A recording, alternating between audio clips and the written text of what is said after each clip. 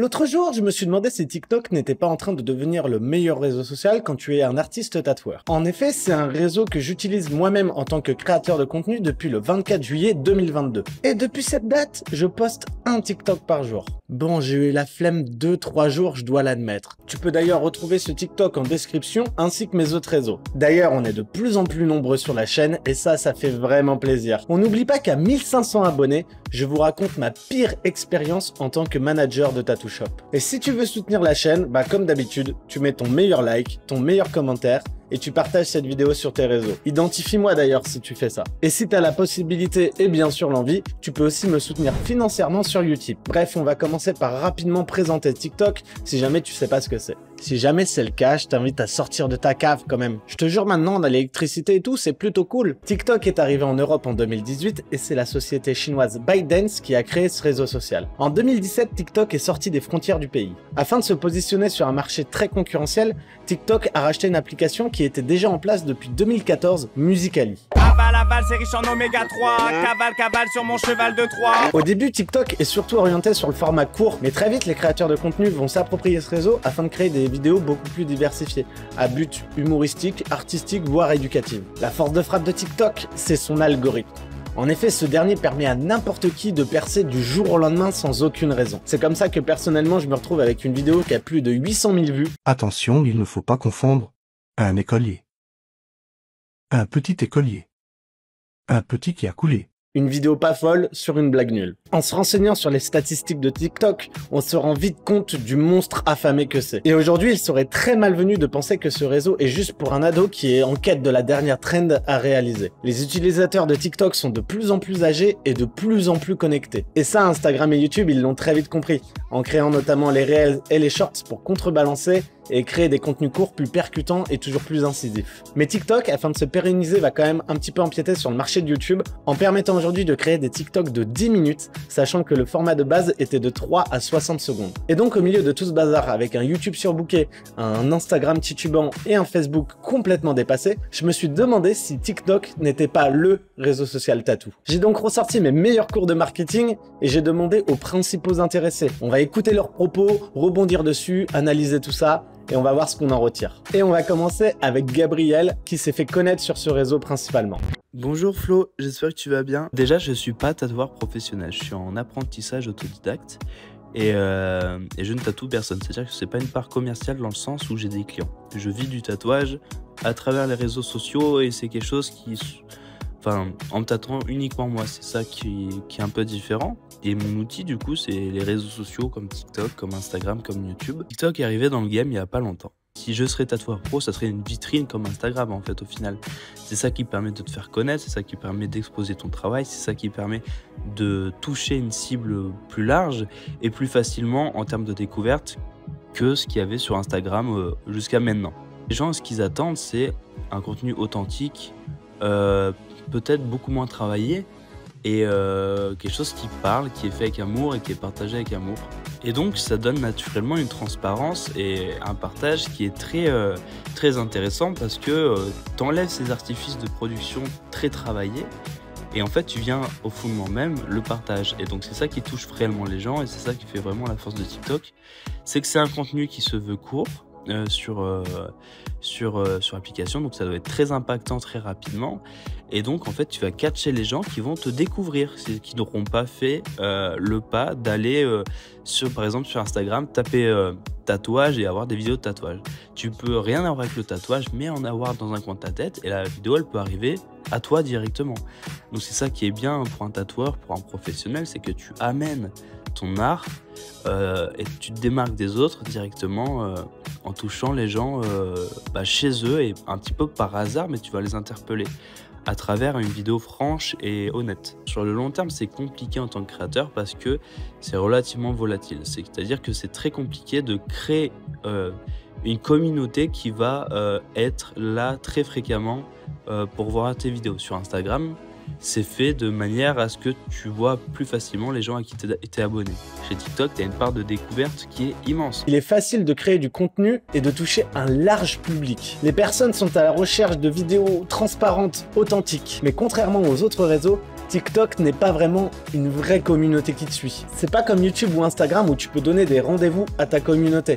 Ça va plus être des gens qui de temps en temps tombent sur ton contenu et ça va être des gens volatiles. Après, c'est pas uniquement dû à TikTok ce côté volatile.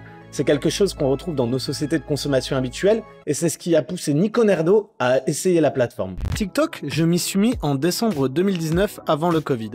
J'ai eu 2 clients la même semaine qui m'en parlaient et une maman qui me disait que son gosse de 16-17 ans passait sa vie dessus. Je me suis dit, mais attends, dans 1 ou 2 ans, ce sont mes clients en fait. Comme j'ai un peu peur de tomber dans les oubliettes si je ne suis pas sur les réseaux à la mode, je me suis donc inscrit pour essayer. Quasi tous les collègues se sont foutus de moi. Ouais, tu vas faire des chorégraphies sur de la pop. J'ai vu qu'on pouvait choisir les sons qu'on voulait avec l'ambiance vidéo qu'on voulait. Donc j'aimais l'idée d'affirmer son identité et accentuer son univers par les musiques. J'ai des vidéos qui ont un peu buzzé et en un rien de temps, j'étais à 80K abonnés. Je ne poste pas assez régulièrement car malheureusement TikTok privilégie la quantité à la qualité des posts. J'ai remarqué que s'il n'y a pas de voix off ou de monologue, le temps moyen de lecture de la vidéo par les gens est plus court et donc moins de vues, moins boosté par l'algorithme, etc. Ça me fait un peu chier mais du coup je parle sur mes vidéos pour rien dire. Ça m'a apporté quand même quelques clients sérieux que j'ai tatoués. Ça reste 3 sur 100 par rapport à mes clients d'Insta, mais on va pas se mentir, c'est toujours ça de prix. Surtout que la matière vidéo me coûte 0 temps. Je filme mon stencil, je filme mon tatouage et basta. Pour moi, ça vaut quand même le coup de le faire. C'est le même contenu qu'on publie sur Insta, donc ça prend pas beaucoup de temps, et en plus ça peut toujours rapporter un petit quelque chose. Et peut-être de plus en plus à l'avenir vu le déclin d'Insta et l'utilisation massive de TikTok des jeunes. Beaucoup de tatoueurs étaient bookés de ouf avec 3 ans d'attente, ne postaient pas sur les réseaux sociaux et ne se sont jamais mis à ces derniers, et maintenant le jeune public ne les connaît pas et ne les connaîtra pas. Ils sont passés de 3 ans d'attente à 2 semaines à peine. J'ai pas envie que ça m'arrive. On retrouve ici le faible temps que prend la plateforme pour créer un contenu si on optimise son processus de création. Et l'enjeu d'une transition de génération d'un réseau à l'autre, c'est ce qui pousse à réfléchir à créer un profil sur TikTok. Nous sommes dans une société où la consommation culturelle est un vrai fast-food et du coup tu peux très vite tomber dans les oubliettes. Et là, je suis sûr qu'en tête, t'as un petit youtubeur ou un chanteur ou n'importe quelle célébrité dont tu n'entends même plus parler parce qu'elle ne se met plus en avant dans la société. Et en parlant de passerelle et de transition, l'Occiput Tattoo va nous en dire un peu plus. Alors, le pourquoi je me suis mis à TikTok, c'est parti dans le deuxième message. Je m'y suis mis sur les conseils de mon pote Nerdo, Nico Nerdo, qui y était déjà et qui m'a dit, écoute Loïc, c'est bien simple, tes futurs clients, ils sont sûrement sur ce réseau social. Donc comme ça, si un jour ils se font tatouer, ils ont entendu parler de toi et peut-être qu'ils viendront se faire des tatous par toi.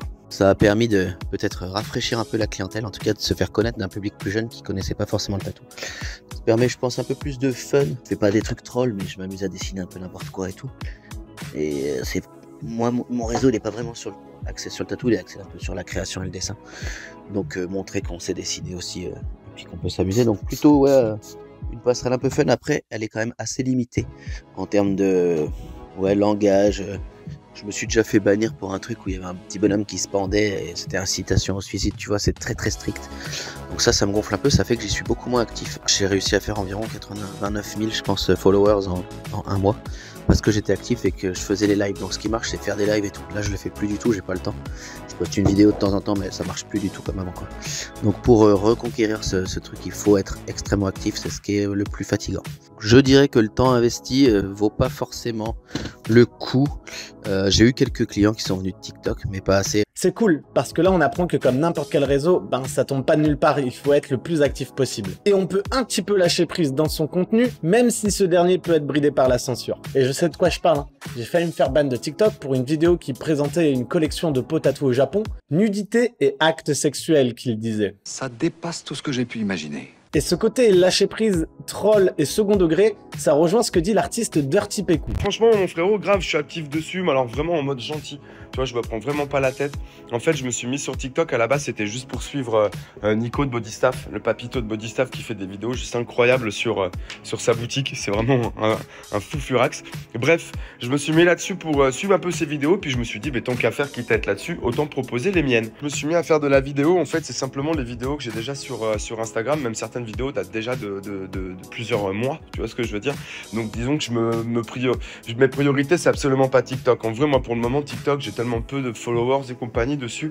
Je pense que c'est une bonne plateforme de visibilité. juste histoire d'être vu. Je pense qu'il y a très peu de mes abonnés TikTok qui sont abonnés à mon compte Instagram parce que tu connais, je pense que c'est pas la même mentalité ni le même âge des personnes qui suivent dessus. Je me suis mis aussi, tu vois, à faire des voix off en français. Puisque je sais que la plupart des mecs qui me suivent là-dessus sont en France, alors qu'Instagram, la plupart de mes followers sont tous États-Unis et Amérique latine et compagnie, tu vois. En vrai, je trouve le support assez intéressant pour raconter des blagues, je trouve c'est rigolo. En vrai, franchement, j'investis vraiment pas beaucoup de temps, mon frérot, c'est vraiment de temps en temps, j'y pense et je lâche une voix off quand je suis sur mes chiottes, tu vois, ou quand je suis en train de faire une autre bricole. Tu vois, voilà, moi, ce que j'aime vraiment avec cette appli, c'est vraiment le côté liberté de pouvoir raconter des conneries, parce que je pense que sur ce réseau-là, tout le monde est un peu sur les blagues et sur les pranks et sur ce genre de bail. Donc j'essaie surtout de montrer que je m'en fous un peu, que je reste modeste et humble avec ce que je fais. Donc surtout de pas me la raconter comme beaucoup font, j'imagine. Donc moi j'aime vraiment cette liberté un peu de raconter de la connerie par rapport à Instagram, où je reste vachement assidu et vachement professionnel, tu vois. Après, ce que j'aime pas, c'est surtout les jeunes followers là-dedans, tu vois, qui préfèrent mater des culs, hein. J'ai la preuve avec, sur ma page, j'ai juste tatoué un cul d'une meuf CrossFit qui est un pétard de ouf. Et c'est vrai que ma vidéo a tapé les 60K, je ne sais pas combien de 60K de vues, je sais pas combien de likes. Et c'est la seule vidéo réellement qui m'a fait un peu percer au tout début. Pour le moment, je préfère me mettre dessus, puisqu'on connaît. On connaît tout ce qui s'est passé avec Facebook et Instagram. Tout le monde était sur Facebook, tout le monde voyait Instagram comme de la merde, une plateforme qui ne sert à rien à part poser sa vie. Et finalement, quelques années plus tard, Facebook est terminé, tout le monde est sur Instagram. Et depuis quelques années avec TikTok, ça fait pareil. Tous les Instagrammeurs disent TikTok c'est de la merde, mais on connaît tous et on sait très bien que dans quelques années, Instagram sera éteint, ce qui commence déjà. Donc voilà, j'essaie de faire partager un peu aux gens en montrant que c'est fun, c'est du tatou, qu'il faut pas se prendre la tête et voilà, qu'on rigole bien. Et TikTok permet bien de faire passer ce message plus qu'Instagram pour le coup, qui lui est beaucoup plus professionnel et ultra sérieux, tu vois. Là, on est sur un processus de création libertaire tout en retenant le côté tremplin de TikTok et le côté éphémère d'Instagram. Vu sous cet angle, t'es en mode « Qu'est-ce que je fais encore là? Il faut que j'aille ouvrir un compte TikTok !» Attends, on va tempérer un petit peu tous ces propos. On va nuancer tout ça avec l'avis de Cadaver Inc. et Maud Miel qui sont aussi présentes sur la plateforme. Alors pour ma part, j'ai du mal à comprendre TikTok. Ce qui marche ne marche pas.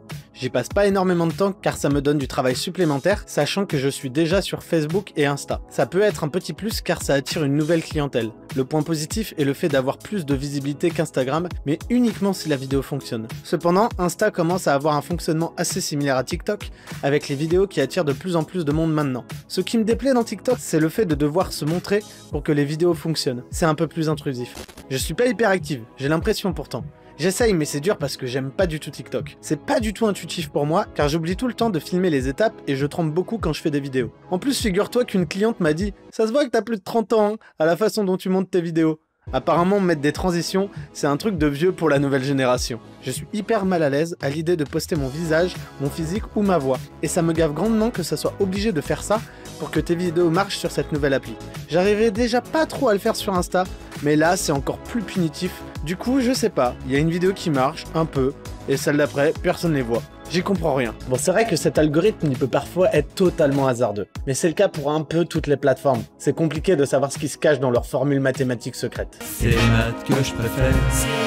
Et le côté de l'application influenceur ou rien, bah ça peut être un petit peu compliqué pour certains afin de créer une ligne éditoriale qui ressemble à leur personne. Et ça va être de ce côté chronophage et anxiogène de la plupart des réseaux que JB Tattoo va nous parler. Je suis beaucoup moins dessus qu'Instagram. En fait, j'ai déjà du mal avec Instagram. À me mettre dessus parce que monter des vidéos, etc., éditer des photos, les poster, des descriptions, etc., faire des stories, j'ai déjà beaucoup de mal. Répondre aux DM et tout, genre ça crée plus une angoisse qu'autre chose. Donc TikTok, en fait, c'est encore moins...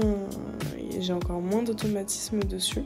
Moi, qui suis pas bookée sur les 6 prochains mois, tu vois, donc qui est quand même un peu plus de temps que certains autres artistes, je trouve que c'est déjà assez chronophage de répondre aux mails, répondre aux DM sur Insta, tatouer, créer des flashs, dessiner des projets perso, gérer ses stocks, etc.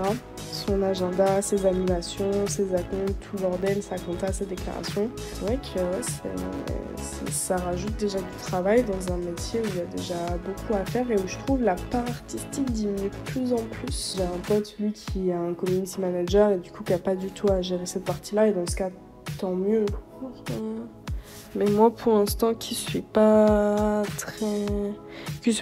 connue et pas très bookée, et qui peut pas me permettre d'employer quelqu'un pour faire cette partie-là, c'est vrai que ça rajoute encore une tâche. Et là, on va toucher un problème bien plus large que TikTok. Aujourd'hui, un artiste, il doit être son propre coach mental, son propre coach artistique, sa secrétaire, plein de fonctions regroupées en une. La place à la création va donc de plus en plus diminuer et ça va demander une vraie organisation de vie. C'est pourquoi il y a quelques années, ces tâches étaient réalisées par un manager de salon ou bien un community manager, et qu'on retrouve de plus en plus d'auto-entrepreneurs qui se mettent dans le sidekick tattoo. C'est un petit peu le Robin de Batman, si tu veux. C'est pas le moment d'être un dégénéré du bulbe. Mais avoir quelqu'un qui gère tes mails, ton planning, ta communication sur les réseaux, ça a un prix. Et malheureusement, les plus petits artistes ne peuvent pas se le permettre. Ces derniers n'ont pas le choix, ils doivent alors redoubler d'efforts pour être présents sur les réseaux, mais quand même continuer à pouvoir créer ce qu'ils aiment. Pour conclure, je pense que TikTok est un des outils importants pour ta construction d'artiste tatoueur. Il permet de toucher une large audience qui de base n'était pas forcément prédestinée à voir ton travail. Mis en parallèle avec un compte Insta un peu plus professionnel, TikTok peut être cette capsule hors du temps, un peu plus libertaire et bon enfant. Et je pense qu'aujourd'hui, il faut réfléchir à un format croisé